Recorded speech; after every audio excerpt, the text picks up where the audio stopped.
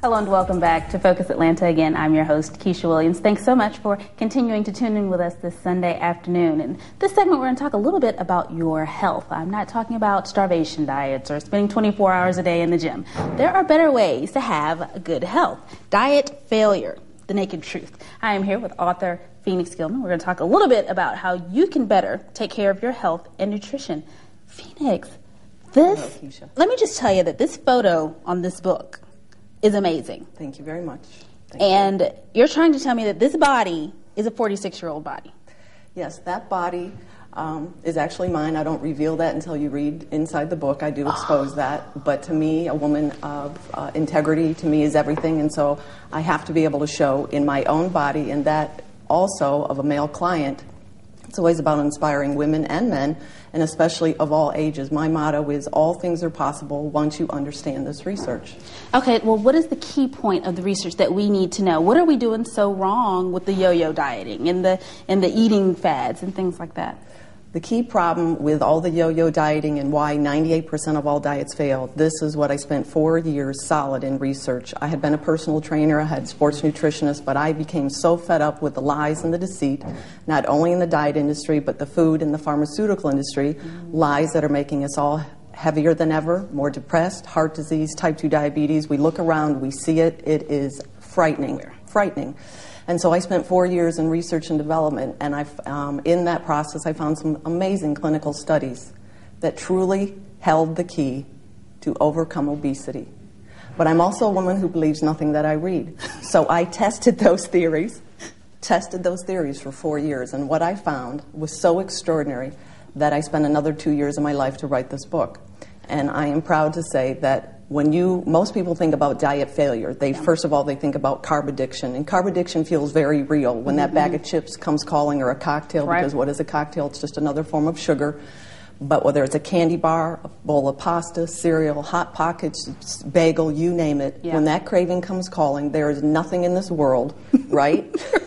There is nothing in this world that will keep that craving away. Right. I always say diets are associated with starvation, deprivation, and frustration. Eventually you'll end up with your head in the bag for whatever it is you crave. Yeah. But it's not about lack of willpower. So many people out in my industry say, you know what, you're heavy because you're lazy. You have no willpower, right? Yeah. But it's not that. That's one of the most empowering things I get to share with people, is to say, it is not about carb addiction. It is not about emotional attachment, and it is most certainly not about a lack of willpower. People are successful in every other aspect of their life, right? But what is it about keeping weight off and or being able to just lose it? Right. And what I found in those 4 years is to understand that diet failure is about a major neurotransmitter that becomes depleted, a brain chemical. And when it becomes depleted, many things are going to happen, but the side effects are so numerous. My focus at that time was to understand that brain chemical governs the 2 key reasons why diets fail. Simple. Carbohydrate cravings and satiety, how much we eat. Okay. And now, for someone who is already healthy, yes. you were already practicing physical trainer, yes. and everything.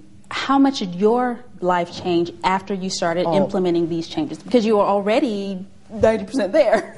But drastically, because not only do I expose myself on the cover, I expose myself dramatically and to a great degree in the book to talk about my addictions, so to speak. I drank more than I should. I was a single woman, and hey, that was how I socialized.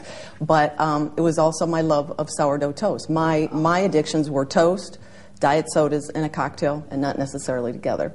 But when you can have, and my friend teasingly says, if you can quit drinking, oh my God, that's huge. But the thing was, I was a woman who also thought that I wasn't meant to eat, because I lived on that low-fat myth, as I call it. I ate the fat-free bagel. I had the juice that had no fat. Yeah. I ate all the low-fat things that so many people still are doing. But that low-fat myth has perpetuated our rate of obesity, depression, insomnia, low libido, heart disease, type 2. All of those things are related to that. So when I found out how to stabilize this brain chemical, the cravings are gone. Wow. Gone. And so you then, to be able to have a body like that, you then are able to, when you do go to the gym, you will take your efforts 1,000 times further. And that's because what happens, most people all day long, they're triggering their insulin all day long with caffeine, nicotine, alcohol, high GI carbs, all of those things that not only put the body into fat storage, but deplete that brain chemical, perpetuate the cycle of the cravings and all the other issues. Where can we find the book now? The book is available through all the major bookstores, Wonderful. Amazon.com, as well as at my publisher's website, which is dietfailurethenakedtruth.com. And she is now international, so you might want to go ahead and get that book as soon as you can.